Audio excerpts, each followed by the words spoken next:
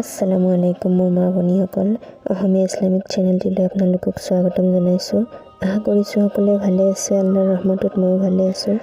আজি আমি শিকিম সূৰা ইখলাছৰ অসমীয়া অৰ্থ। ভিডিঅ'টো স্কিপ নকৰি শেষলৈকে চাব। বলক তেন্তে ভিডিঅ'টো আৰম্ভ কৰোঁ। মোৰ মা ভনীসকল, সূৰা ইখলাছ হৈছে মাক্কী সূৰা। আল্লাহ নবী হিজৰতৰ আগত যিবোৰ সূৰা মক্কাত অৱতীৰ্ণ হৈছিল সেইবোৰক কোৱা হয় মাক্কী সূৰা।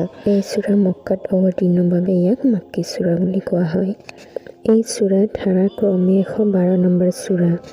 এই সূৰাৰ আয়াত মাত্ৰ 4টা, শব্দ হৈছে 15টা আৰু আখৰ হৈছে 47টা। বিস্মিল্লাহিৰ ৰহমানিৰ ৰহিম।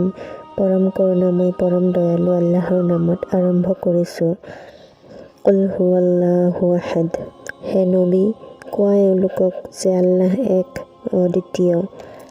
আল্লাহুছ ছমাদ, আল্লাহ স্বনিৰ্ভৰশীল।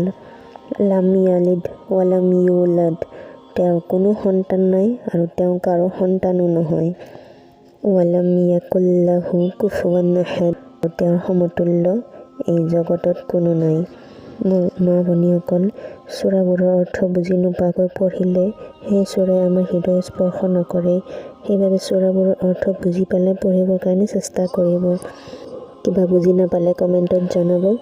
ভিডিঅ'টো যিমান পাৰে শ্বেয়াৰ কৰিব। প্ৰয়োজন বুলি ভাবিলে এটা লাইক কৰিব।